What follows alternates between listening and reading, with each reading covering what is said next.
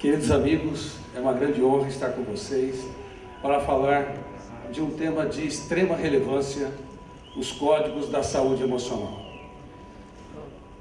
Eu já escrevi um livro sobre os códigos da inteligência, não sei se alguns de vocês tiveram a oportunidade de lê-lo, mas nós precisamos avançar, falar sobre os códigos mais importantes para que o nosso eu, que representa a capacidade de escolha, a consciência crítica e a capacidade de ser autor da própria história, para que ele desenvolva saúde mental numa sociedade altamente estressante, uma sociedade que está adoecendo rápida e coletivamente. Para vocês terem uma ideia, 1 em cada 2 pessoas tem ou vai desenvolver um transtorno ao longo da sua história. Olhe para quem está do seu lado. Se não for você, vai ser ele ou ela. Mas vocês estão aqui para não ser nenhum dos dois. Então, por favor, comporte-se com meus alunos do programa de gestão da emoção, do programa de desenvolvimento da saúde emocional, para que vocês possam, tanto quanto possível, aprender a escrever os capítulos mais importantes da sua história, os momentos mais dramáticos da sua existência. Eu raramente tenho tempo de dar conferência, demora vários anos para que eu possa aceitar um convite, e eu aceitei aqui de estar gratuitamente nesta belíssima cidade, minha querida cidade de Ribeirão Preto.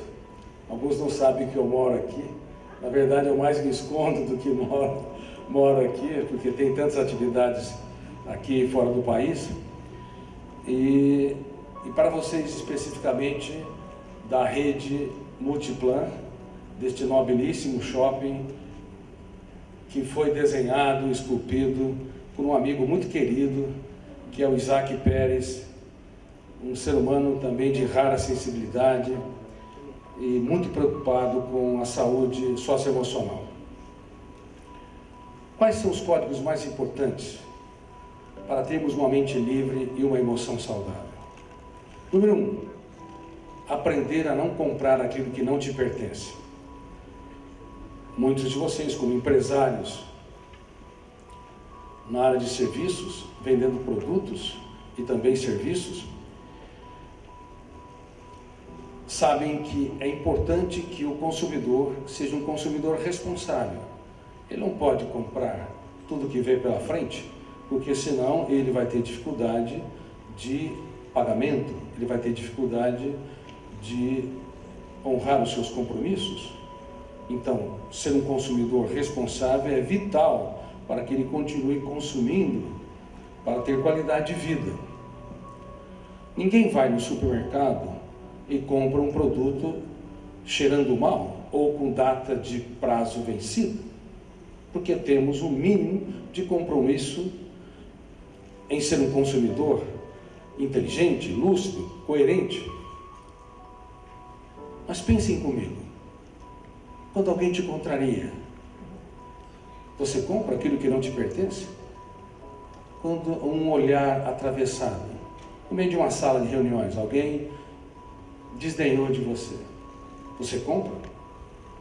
Quando alguém te frustra, ou te trai. Aliás, quem nos trai? Os amigos ou os inimigos? Quem nos trai frequentemente são os amigos.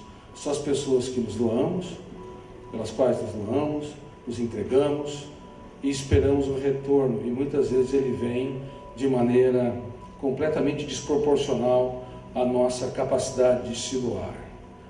Os amigos nos traem, os inimigos nos decepcionam. Claro, desafetos, pessoas radicais, que têm a necessidade neurótica de criticar, sem pensar nas consequências de seus comportamentos. Mas isso nos decepciona. Só que as pessoas próximas são aquelas que mais podem nos machucar. As pessoas mais íntimas são aquelas que mais podem furtar a sua paz. E você tem de aprender a não comprar aquilo que não te pertence.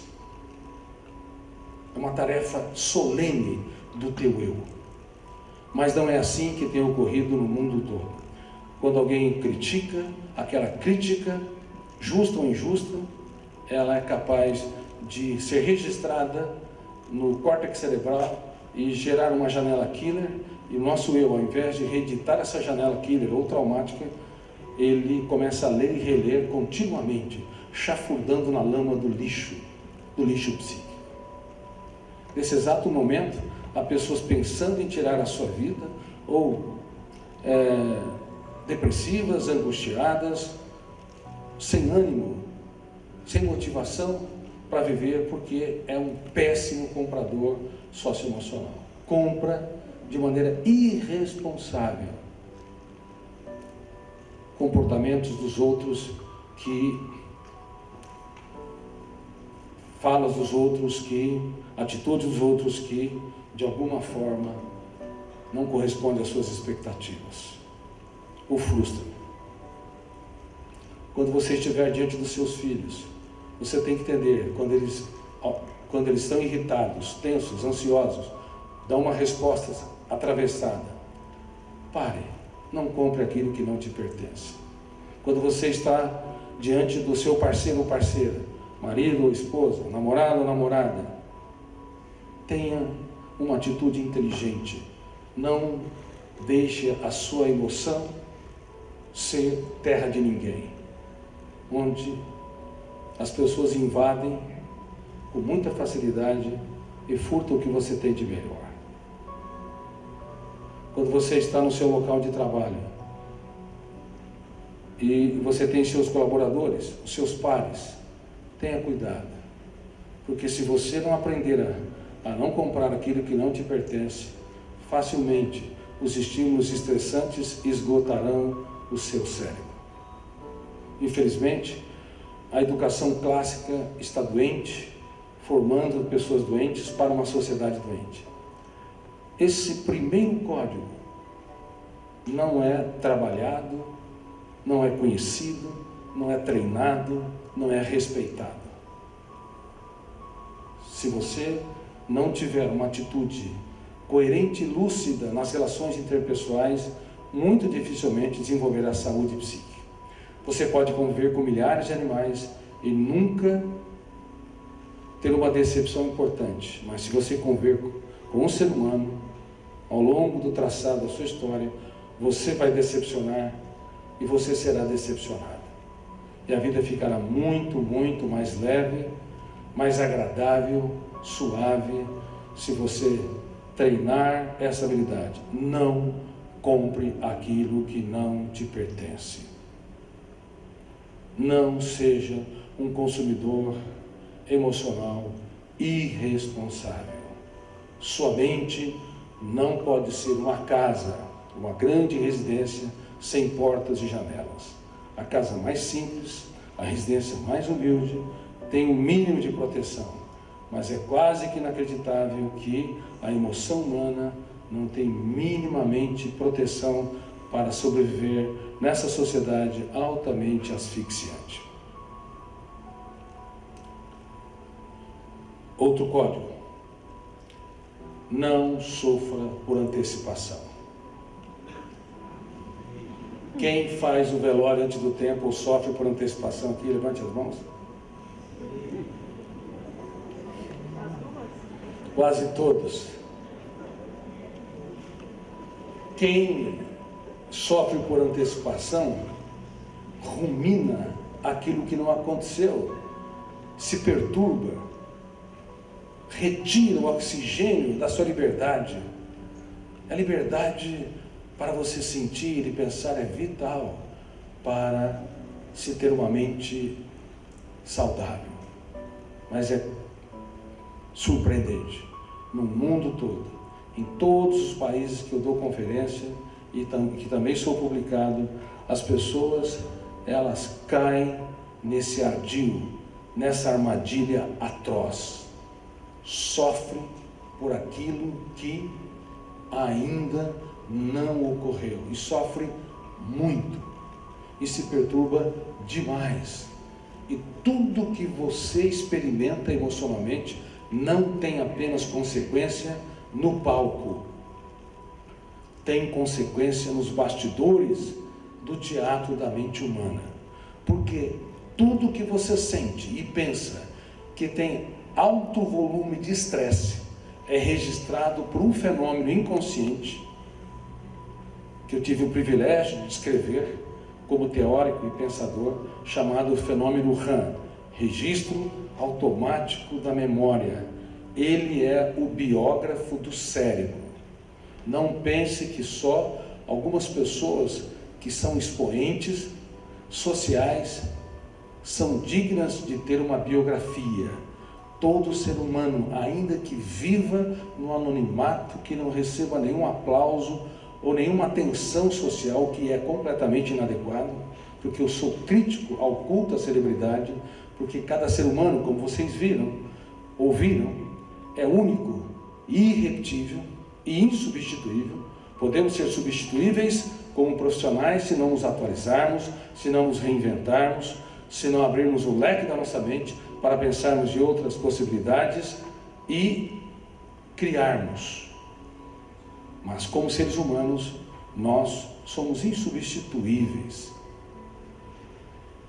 Porém, apesar de sermos seres humanos com tal cabedal, que tem o direito pleno de ter uma biografia escrita pelo mais incrível dos biógrafos, e também o mais detalhista e ainda o mais implacável, chamado fenômeno RAM, Registro Automático da Memória, que está registrando tudo que você pensa e sente. E reitero, tudo aquilo que tem alta carga tensional é registrado de maneira privilegiada, formando um pool de janelas saudáveis, light, ou killers, traumáticas.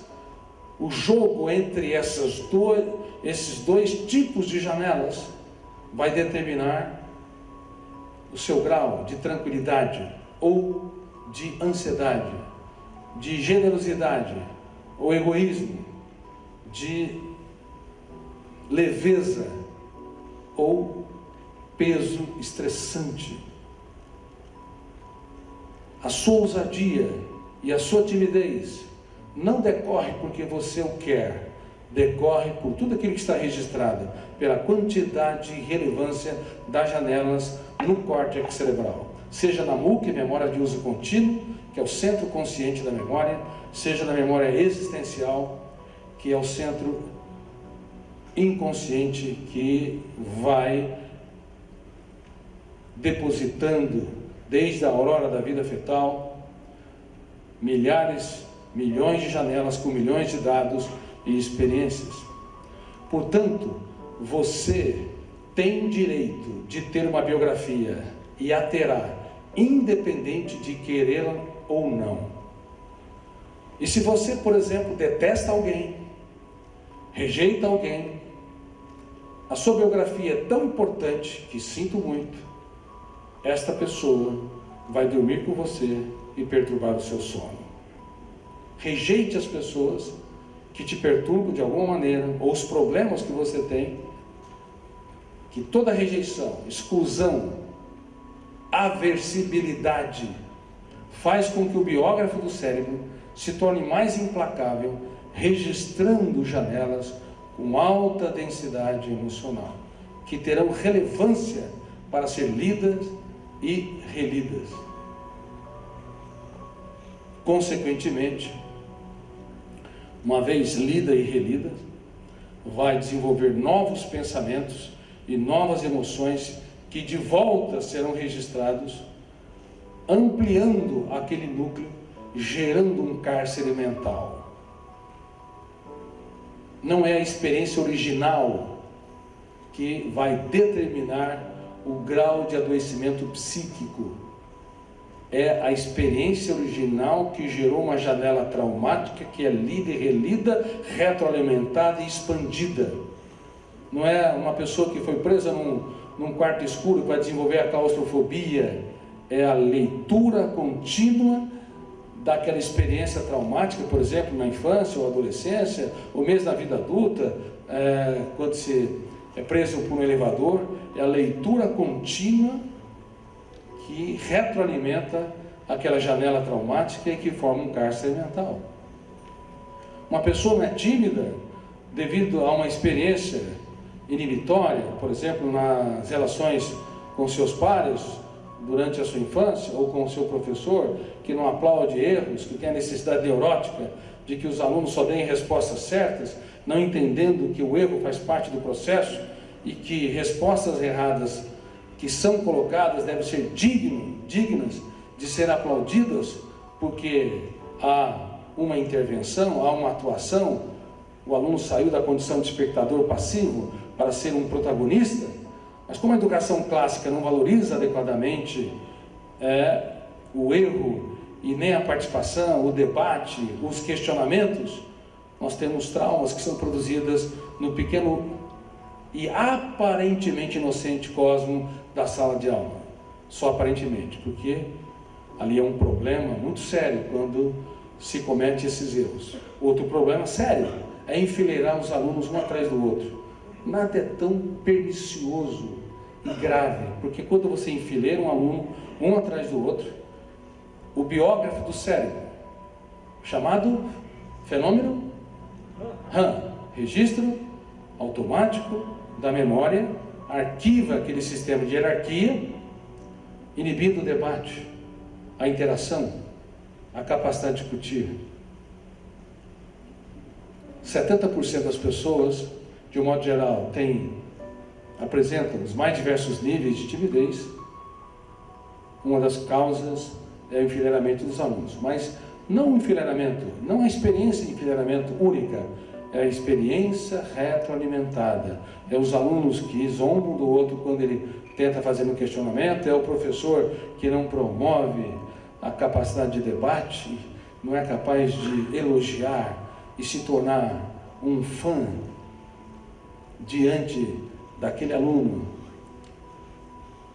que merece todo o apoio do mundo, às vezes atua com desdém, com indiferença ou com crítica. Enfim, há um biógrafo que está registrando todas as experiências humanas, e as experiências retroalimentadas é que vão definir as principais características de personalidade. Por isso, tomem cuidado. Sofrer por antecipação não é inocente. Não te perturba apenas enquanto você está no palco consciente, desenvolvendo aquela agenda. O registro vai para os bastidores, tecendo a colcha de retalhos da sua personalidade.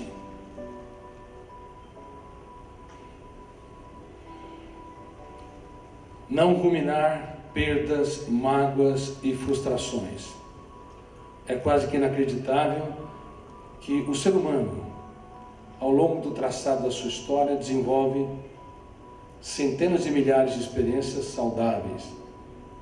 Por mais que possamos atravessar percalços, perdas, crises, conflitos, mas há experiências saudáveis. Só que as experiências saudáveis, como elas frequentemente não têm alto volume emocional, elas não são encontradas. Há uma tendência do ser humano a ruminar o lixo do passado. E essa leitura e releitura do lixo do passado, como eles disse, retroalimenta as nossas mazelas e misérias. Por isso há muitos miseráveis morando em palácios. Há muitos milionários que têm uma vida pessimista, angustiada, fóbica, uma história hipersensível, onde pequenos problemas têm um impacto muito grande. Houve sucesso em empreender, em se reinventar, em desenvolver a sua empresa, mas insucesso em desenvolver a mais importante empresa, a única que não deve falir, a sua saúde emocional. Por isso que não há uma linha direta entre pessoas que tiveram sucesso financeiro, sucesso social, sucesso como um expoente na música, na literatura, na área intelectual, nas universidades, nos mais diversos setores da sociedade. Não há uma linha direta entre o sucesso, seja qual ele, seja qual for, e a felicidade sustentável e o prazer estável. E é por isso que vocês veem, conhecem muitas pessoas que têm todos os motivos para serem felizes, mas não são. Todos os motivos para agradecer a vida, mas são pessimistas. Todos os motivos para ver relaxado, mas ou ruminam o passado, ou antecipam o futuro e sofrem por ele. Consequentemente, asfixiam o único momento em que é possível ter prazer, relaxamento, encantamento pela existência, que é o presente. Se você destrói a sua capacidade de encenar a sua peça existencial no presente, você destrói também a sua saúde emocional, independente de todo o sucesso, de todos os aplausos, de todo o reconhecimento que vocês têm na sua empresa, na sua sociedade e assim por diante.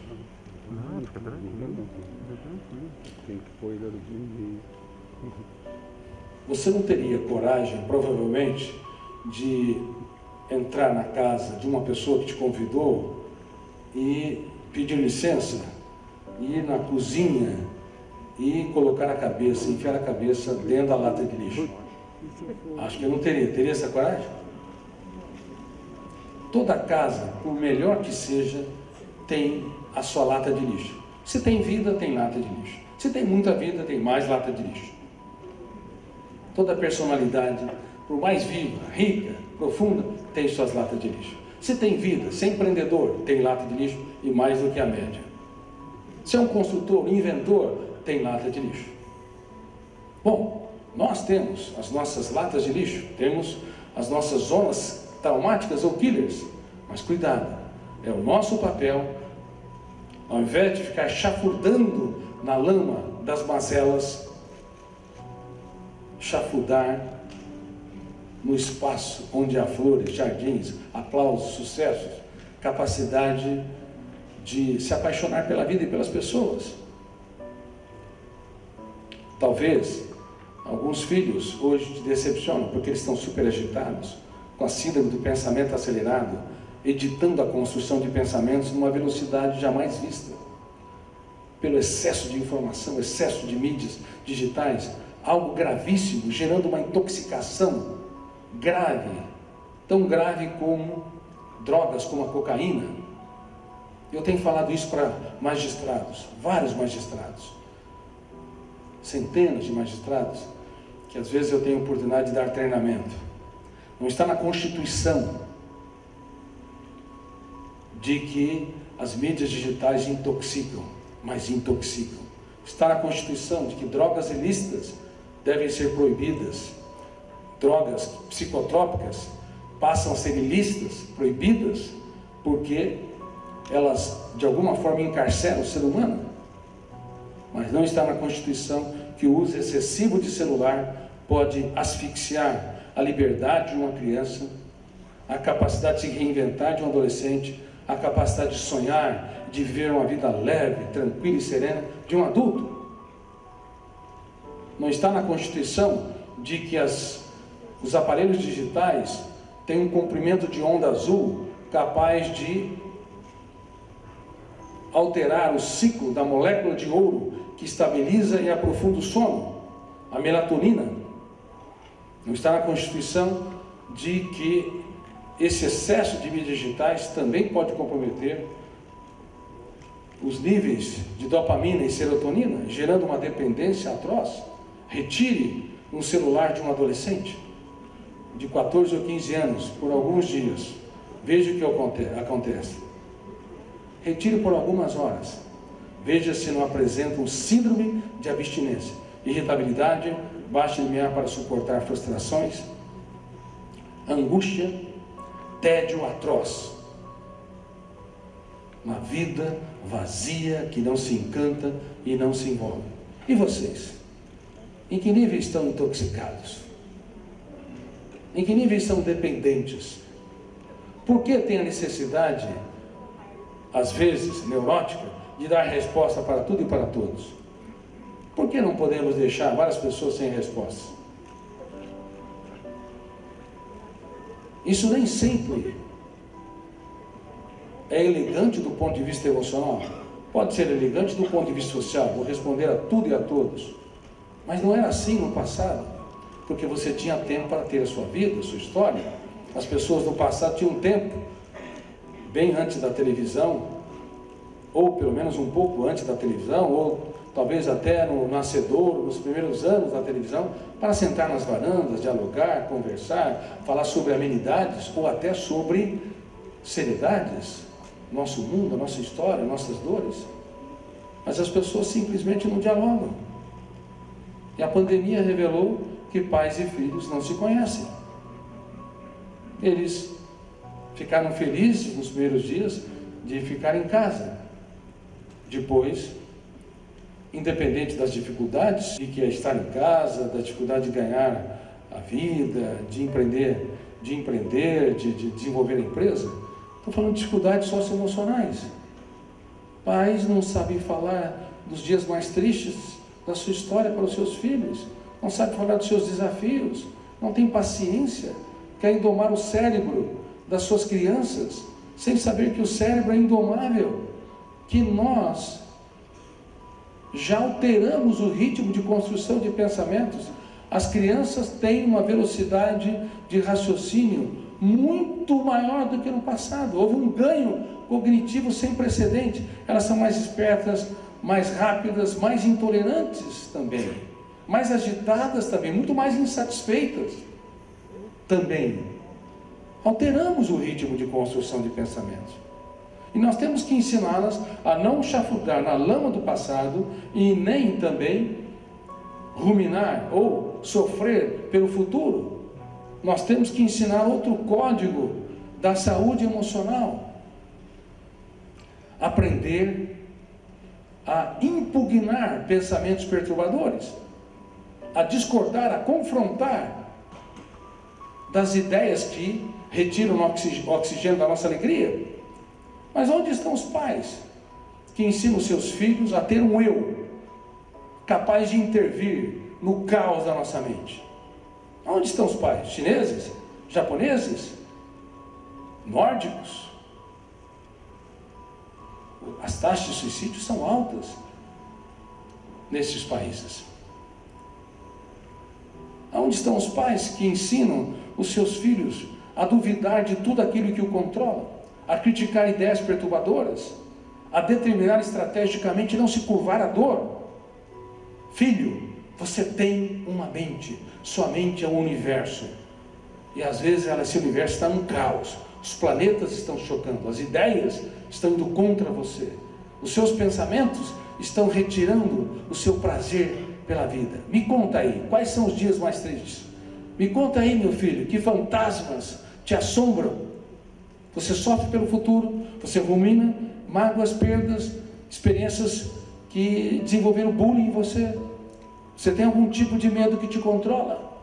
Os pais simplesmente não perguntam, não explicam, não levam os seus filhos a entenderem que é um biógrafo, registrando todo o caos, os choques dos pensamentos, as ideias perturbadoras, as emoções angustiantes, tensas, ansiosas, fóbicas.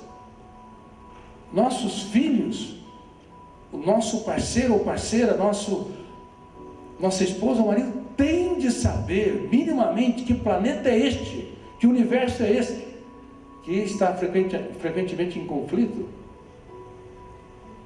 Tem de saber que se nós não atuarmos nos primeiros 5 segundos de tensão, nos primeiros 5 segundos, quando uma ideia ou um pensamento se torna angustiante, furtador da nossa tranquilidade e saúde emocional, ele deve ser impugnado, discordado, confrontado pelo eu.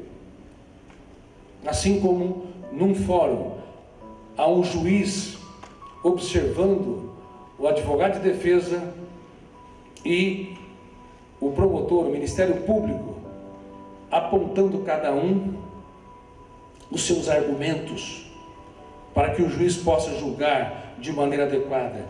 Se no fórum da mente humana só tem acusações, se só tem críticas, se não tem um bom advogado de defesa que possa minimamente proteger a nossa emoção, como vamos sobreviver? Então nunca se esqueça, o eu precisa impugnar todo o lixo mental. É outro código. Ele precisa duvidar, criticar e determinar. É fundamental. Se nós não aprendermos nessa academia de gestão da emoção, se nós não ensinarmos também quem amamos a treinar o seu eu nesse nível, é quase impossível não adoecer, não se estressar, não esgotar o nosso cérebro. Então, por favor, queridos amigos, pensem profundamente nos códigos da emoção. Duvide de tudo aquilo que te controla, porque se você não duvidar, tudo que você crê vai te controlar. Duvide das suas fobias, seja qual for. Duvide dos seus pensamentos perturbadores, eles vão aparecer. Critique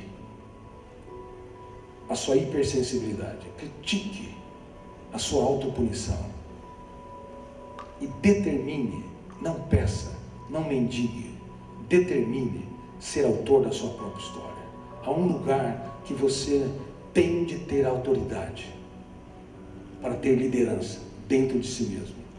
Nas relações interpessoais, seja delicado e generoso com todos, mas não seja extremamente servil diante de todo pensamento e emoção que de alguma forma compromete a sua saúde mental. Não podemos ter concessão, porque se você não atuar, o biógrafo do cérebro, o fenômeno RAM, registro automático da memória, será implacável. Ele vai atuar e vai construir plataformas que vão retirando você do seu ponto de equilíbrio, comprometendo sua autonomia. Você pode ser um grande líder na sociedade, mas não será nas relações interpessoais. Outro código muito importante: namore a vida antes de namorar alguém. Quem gosta de namorar aqui, levante as mãos. Parabéns, levante as mãos, estão com medo? Namorar é muito bom. Bom, namorar é muito bom. Mas se você não aprender a namorar a vida, você não vai namorar o outro ou a outra.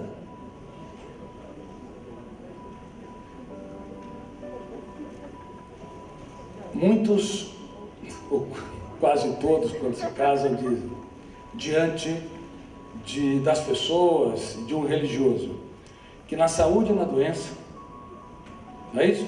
Na alegria e na tristeza, na miséria e na fortuna se amarão.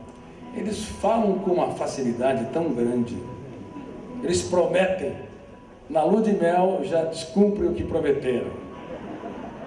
Aí ao longo da vida, eles esqueceram de dizer que também se amariam nas discussões. E aí, o céu que era claro, o sol que aparecia na aurora, depois da tempestade, começa a minguar. E aí você não via muitos defeitos, namorou vários anos antes de morar debaixo do mesmo teto. Quando vai morar, aqueles pequenos defeitos viram gigantes. Pequenos problemas adquirem uma proporção enorme. E aí nós queremos mudar o outro. E esquecemos de um código importante. Poderia repetir comigo? Ninguém muda ninguém. Temos o poder de piorar os outros e não de mudá-los. As pessoas, obviamente, podem se mudar, podem se reciclar, podem se reinventar e devem, se elas quiserem. Mas você não tem o poder de mudá-los. Por que não tem esse poder? Porque tudo aquilo que tem alta emocionalidade é registrado com muita facilidade. Grave isso. Tudo que tem alta emocionalidade é registrado com facilidade, gerando uma janela com alta expressividade. Então essa janela é encontrada, esse arquivo é encontrado em meio a milhões de arquivos. Aí, quando você vê algo que não corresponde às suas expectativas, você discorda, você é deselegante, e quando você é deselegante, registra nele ou nela uma janela killer, e quando ela entra na janela killer, ao invés de entender o seu comportamento crítico, tentando mudá-lo ou mudá-la, a janela traumática fecha o circuito da memória, devido ao alto volume, devido à sua invasão, privacidade, o seu tom de voz, a sua repetitividade, repetindo a mesma correção. Aí vira uma situação altamente miserável. Aí na saúde e na doença prometerem que vão se amar, agora não são tolerantes.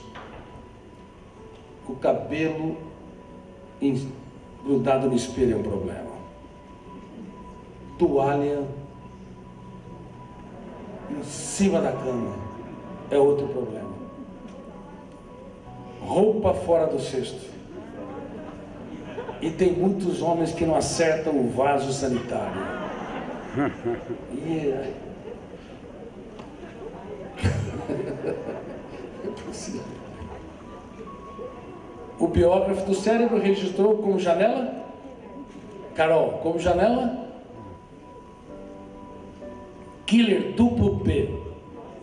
Com duplo poder. Poder de ser lida e relida e poder de ser retroalimentada.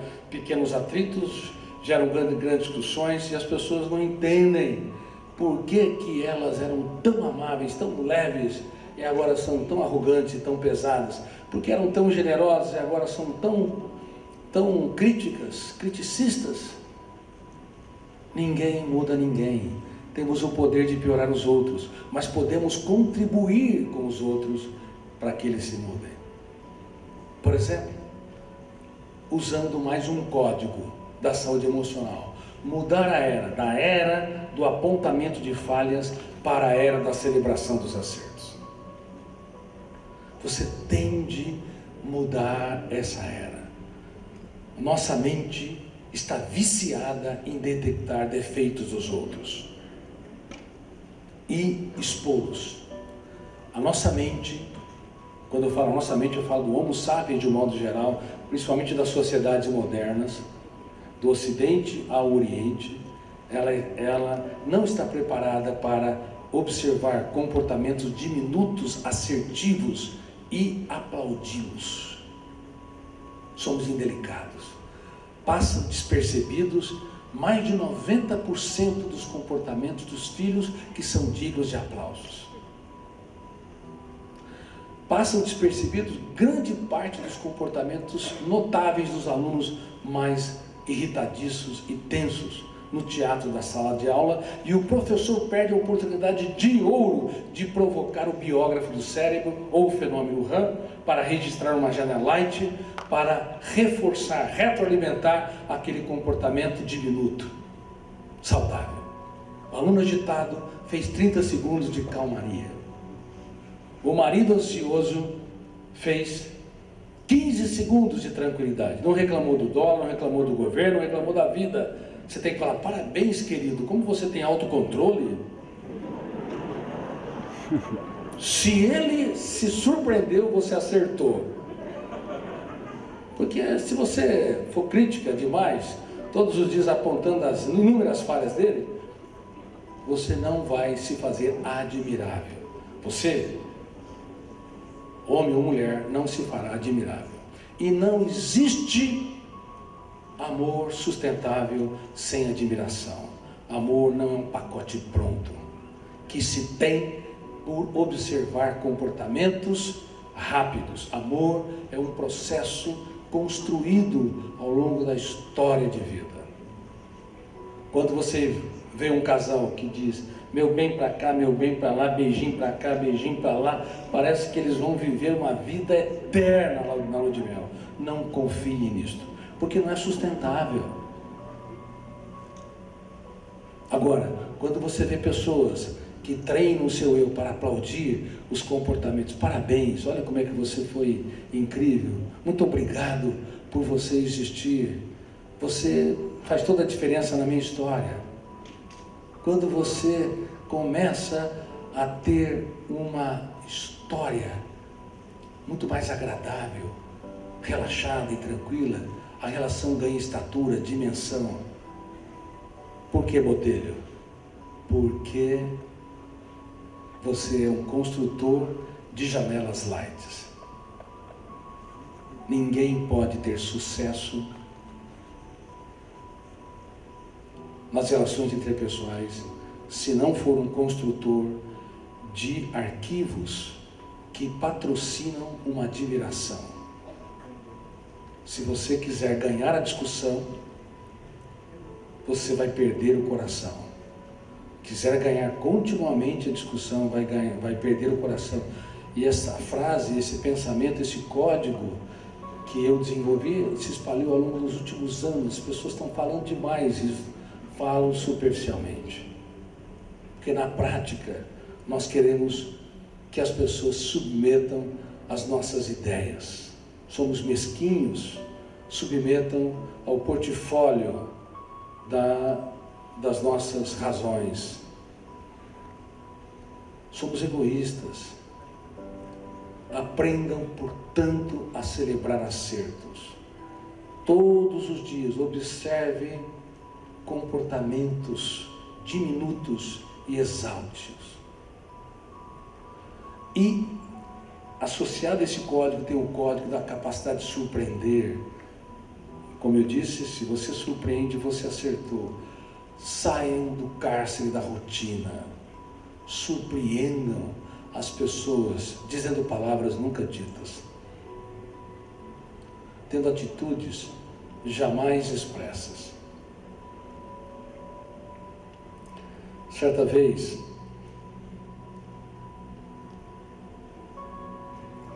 uma criança, seus 9 a 10 anos de idade, furtou um objeto numa loja. E a colaboradora daquela loja pegou essa criança, repreendeu essa criança e chamou o pai. O pai chegou, mas durante o trajeto, ele, como já conhecia as bases do processo de construção de pensamentos e a teoria das janelas da memória, ele sabia que a sua criança, a sua filha já foi muito punida. Quando ele chegou até ela, ao invés de lhe dar uma bronca, ela estava esperando esse comportamento, ele a encantou. Ele aproveitou a oportunidade que muitos pais perdem para fazer toda a diferença ao longo de toda a história. Alguns gestos se tornam pilares inesquecíveis. Somos testados e não podemos falhar nesses momentos. Ele abraçou a sua filha e, diante da colaboradora, tirou a sua carteira e deu 10 vezes mais o valor do que ela furtou. E todo mundo se impressionou. E a menina começou a chorar. Por que, papai? Porque eu quero te dizer que eu não tenho medo que você se torne uma ladra. Eu tenho medo de te perder, porque você vale mais do que todo o ouro do mundo, minha filha.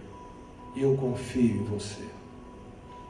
O pai usou um momento dramático para que a sua filha não tivesse medo da vida, tivesse medo sim de não se reciclar e andar de forma inteligente e altaneira.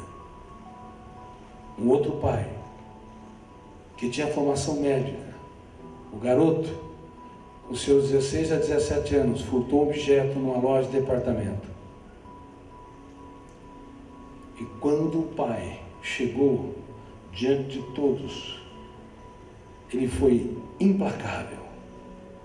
Elevou o tom de voz, gritou e sentenciou: você só me decepciona. Não é isso que eu te ensinei.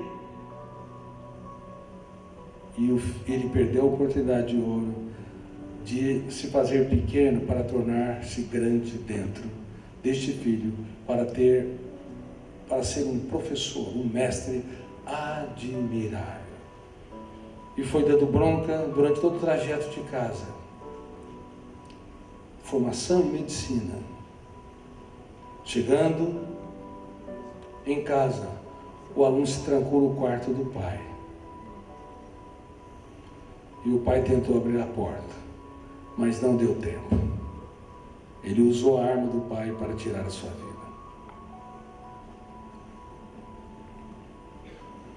Não tenho medo dos problemas.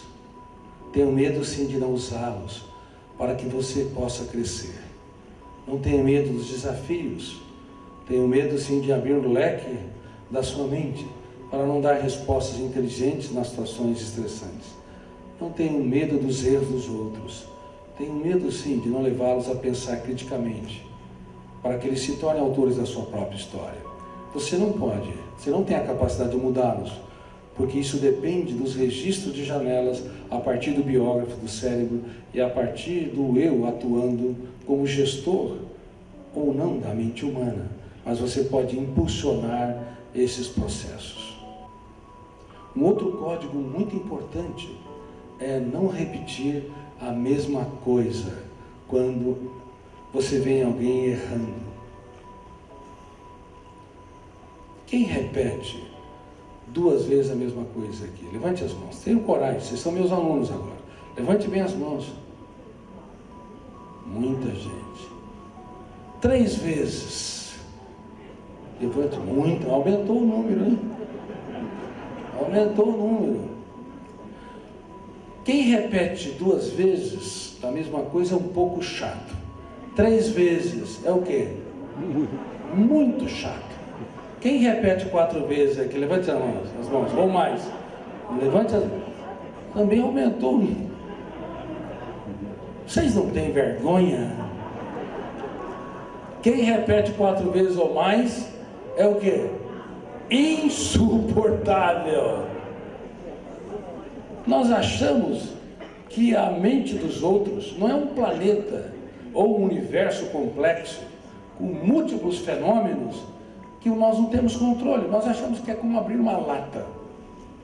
Eu vou repetir, vou bater na mesma coisa, eu vou apontar a mesma falha, eu vou incansavelmente falar do mesmo problema. Você abre a boca, quando você abre a boca, primeira palavra já detona o gatilho, o fenômeno inconsciente, abre aquela janela killer. Terceiro fenômeno, a âncora da memória, fecha o circuito. Tudo que você falar será desnecessário. Você gastou energia à toa. Você esgotou o seu cérebro. Você não mudou o outro. O outro, ele se entrincheirou no seu problema. Eles se entrincheiram. Vocês também se entrincheiram. Sabiam disso? Quando você tem alguém que aponta suas falhas constantemente, é a coisa mais ruim, é horrível de sentir, de viver. Mas fazemos isso com muita frequência. Ainda mais quando as pessoas não correspondem às nossas expectativas. E quanto mais você é chato, quanto mais você é insistente, mais o registro na memória vai depor contra a sua capacidade de ser grande lá dentro, de ser admirável, de ser influenciador. Por isso, outro código importante é abaixar o tom de voz quando alguém eleva o tom de voz. Quando você abaixa o tom de voz, você mostra que você tem autocontrole. Se você eleva o tom de voz, quando alguém eleva o tom de voz, você está descontrolado igualmente. Quando você se exaspera, mesmo que o outro não elevou o tom de voz, teve um comportamento repetitivo, você perdeu o autocontrole. Cuidado. O registro lá nos solos da memória do outro ou da outra, vai definir as relações conscientes e inconscientes com você. Ah, como é bom entender estes fenômenos e partir para um outro código, que é a capacidade de dar risadas da nossa estupidez. Pode dar risadas. A capacidade de ver um charme nos defeitos dos outros. Você sabe por que eu dissequei esses códigos? Porque eu tive que vivê-la. Tive que viver essa história. Tive que viver nas relações mais íntimas. Ver um charme nos defeitos dos outros. Porque eu também quero que as pessoas vejam um charme nos meus inúmeros defeitos. Mas como é que você vai estimular, provocar pessoas relaxadas se você é um sujeito tenso, chato, insuportável? Se você é uma personalidade que está sempre apontando falhas e não celebrando acertos, que não é treinada para observar certos comportamentos que passam despercebidos, como ele disse, e exaltá-los, como se você fosse o maior fã do seu pai ou da sua mãe, o maior fã do seu filho ou sua filha, o maior fã da sua parceira ou parceira.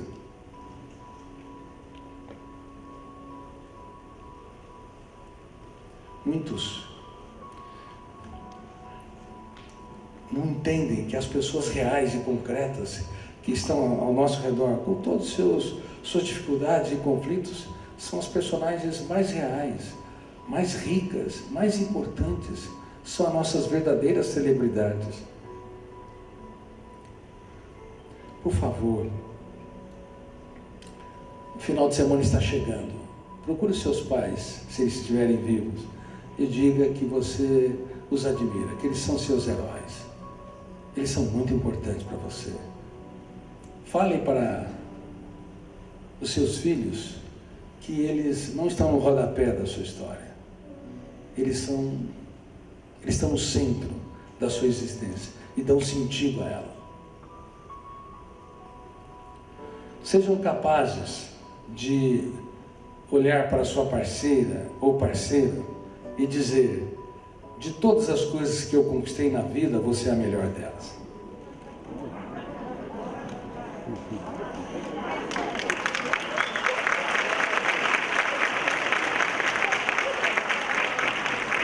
Sejam capazes de fazer uma festa de aniversário fora de data.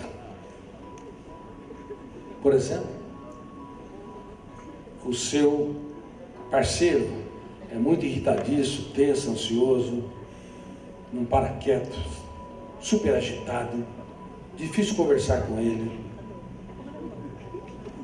E você é um especialista em dar broncas, constrangê-lo e pressioná-lo.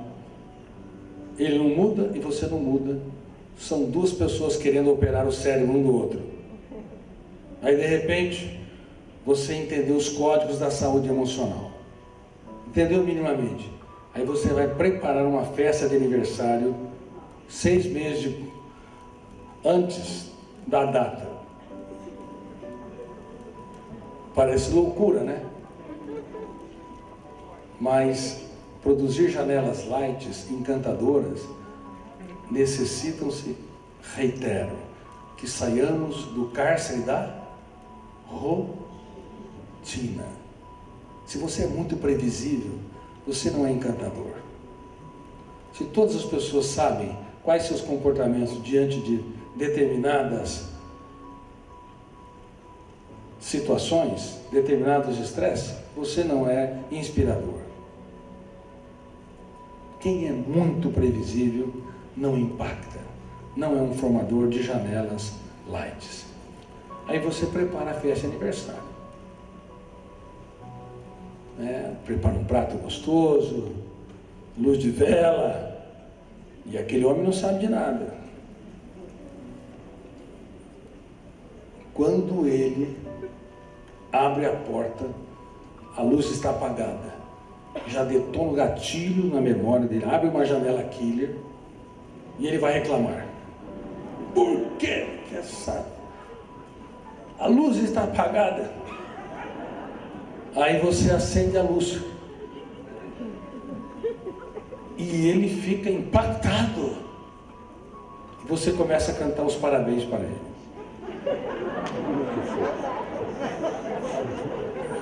Parabéns para você. Aquele homem, cai um raio no planeta mente. Ele não sabe o que está ocorrendo. Será que isso é terrorismo?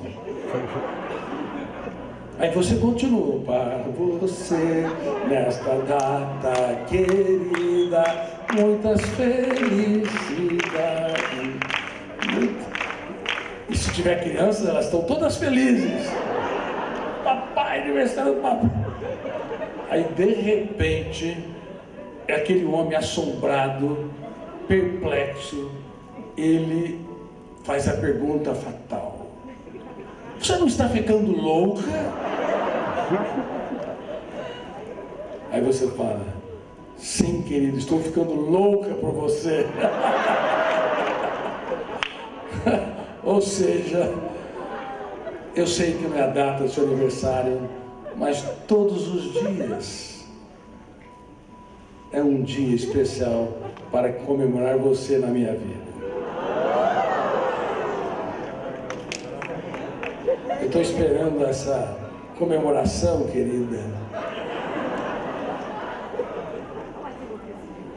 Eu quero usar essa metáfora para explicar para vocês que se saímos do cárcere da rotina, se abrimos o leque da nossa mente, se criamos, inventamos, a vida fica com muito mais sabor. Fica leve, fica agradável, fica admirável. Mas tem de haver treinamento. Porque no calor da segunda-feira, nós repetimos comportamentos, somos previsíveis, encarcerados e entediantes. Nem nós nos suportamos. Ainda mais nesta era da intoxicação digital e da síndrome do pensamento acelerado. Que vocês desenvolvam os códigos da saúde emocional. E ao desenvolvê-los, saibam que todo dia é um dia de treinamento. E toda falha deve ser contemplada como uma oportunidade para você se reinventar. E se falhar, e se reinventar, não tenha medo de chorar. E se chorar, não desista. Deem sempre uma nova chance para si e para as pessoas que vocês amam. Pois vale a pena viver a vida, mesmo quando o mundo desaba sobre nós. Muito obrigado por vocês existirem e estar aqui. Parabéns a Click Live, parabéns ao Shopping Ribeirão Preto, parabéns ao meu amigo Isaac Pérez, parabéns vocês empresários, que são heróis numa sociedade altamente competitiva e nem sempre solidária. Obrigado por vocês existirem.